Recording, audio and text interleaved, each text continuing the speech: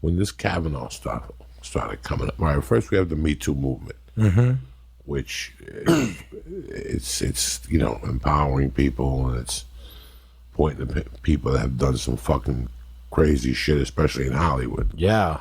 But then you have this new movement, and I appreciate it all.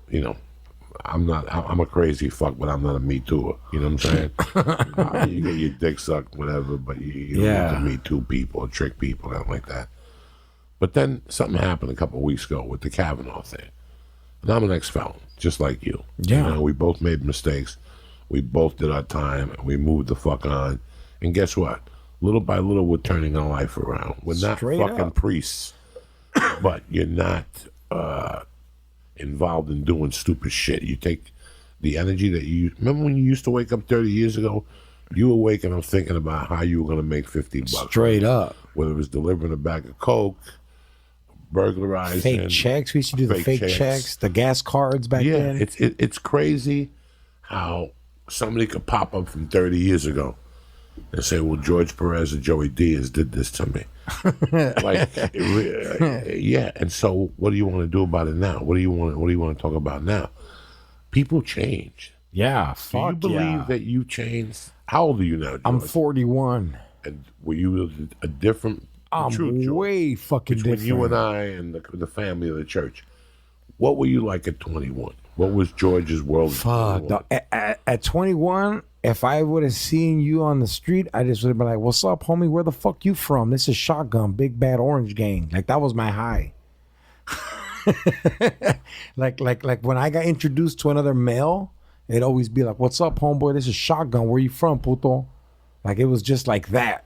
What were you doing for work when you were 21? I was doing construction. I was a cement mason. I was finishing concrete. I was making $1,000 a week. Rent was $700 a month.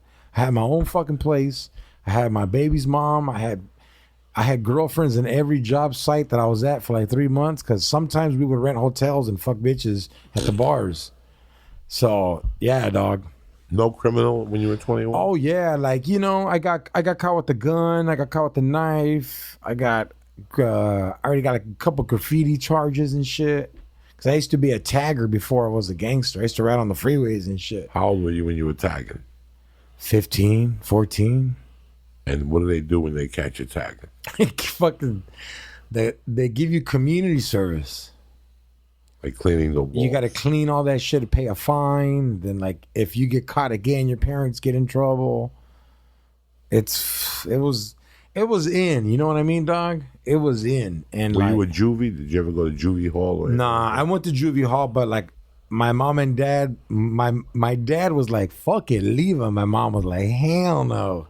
My mom watched Bad Boys the week before. Was like, "They're not doing that to my son." I could have hung, dog, you know what I mean? But my mom was like, nah. But I was in the county like by 19 already. I know what prison's like. I can't imagine what juvie's like. Oh. Like, I never was in trouble. Homie, the rules are different. But I've just seen documentaries and read 1,000 books on it. Yeah. Of people talking about juvie. And it does not, if you get put in the system after you're 21, there's a percentage of a chance of recidivism. When you get put in the system when you're 15, 14, you're pretty much done, bro. Yeah, done. You're done. 4 years with other kids that are just as crazy as you are. And these were kids that weren't shooters, nothing like that. These were kids that would just smack a cop. Yeah. Don't give a fuck. I grew up with kids that would smack a cop, For what reason? For just being a cop. Cool as fuck. Just to be cool as fuck. Yeah, like, fuck this cop. Like this is, like today you hear about these school shootings and stuff that the kids showed signs. Yeah. Of fucking being a little whacked up. When I was a kid, let me tell you something, I knew what motherfuckers to stay away from. There was a couple kids I went to school with that were just, out of their minds. And you knew they were going to grow up to be murderers. Yeah, but... Okay, so how old are you? Is this the 70s or 80s? This is the 70s. So, like, hey, dog, like, describe this for me. Is like, because you're in fucking Jersey or New York? Jersey. You're in Jersey, dog. Like, are you walking by Cubans? With, like, what nationality? Like, I've always wondered, like, is every project a different nationality? Gangs? Like, Okay, the only time I was really ever around gangs was when my mother had a dry cleaner in the Bronx in the late 60s. The gang fucking thing was huge. Hell yeah, in New York? In the Bronx, it was huge. And my mother's dry cleaner was on the Royal Javelin. Yeah. Turf. Yeah. So my mom had to give a piece every week. They were cool Oh, with it's my mandatory. moms. That's They were mandatory. cool with my moms. There was no drama. The Royal Javelins. I still remember their insignia. It was like a Chinese guy with a ponytail on their backs, and they had they were bikers without the motorcycles.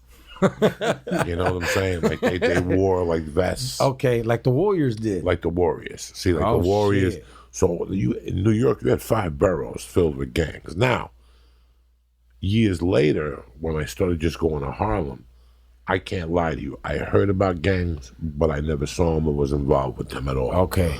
I heard about the Ghetto Boys.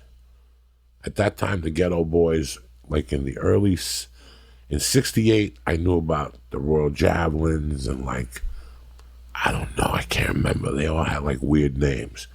And they all ran 3 blocks. And I don't even think they sold nickelbacks then. Like, they didn't know about financing. Yeah, it was know. a whole different It was different, a gang. prostitution, probably. Like when I watched Sons of Anarchy, and they showed Kurt Cesares and all the cholos, and when Jimmy Smits came in, if you live in where Jeff Garcia's from, where's he from? La Puente. La Puente. La Puente has like 7 gangs in La Puente, and each gang is assigned to a different turf. And at that turf, they shake down and they finance by selling street drugs, and that's their hustle.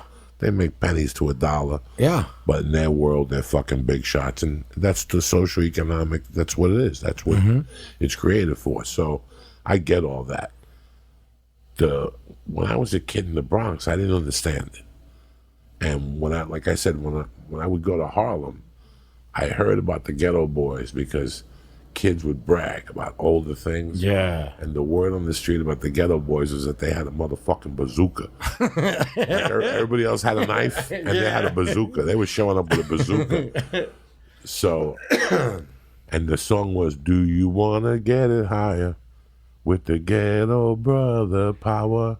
Oh shit. Power, power." Like that was like that little theme shit about Oh gangs. fuck. But I didn't know nobody in no gangs. I didn't run nobody came up to me and asked me if I wanted to cut my hand and shake hands. Yeah. You know what I'm saying? Nothing like that. I can't. Yeah. Nah, man, like speaking of juvenile hall, like a lot of my friends went to juvenile hall, and in California, there's juvenile hall, and then there's those crazy motherfuckers that go to CYA, California Youth Authority. I had a homie that was in there from like 13 or 14 to 25. They call it adult life.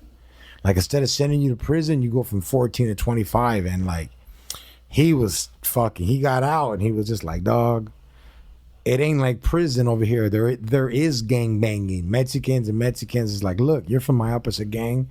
We're gonna go back or we're gonna fight. It was like some crazy shit homeboy was telling me, like motherfuckers would like get your ass beat. Like in there, if you dropped something and picked it up, they put you on this thing called the leva, where like from now on people can just sock you and do whatever they want.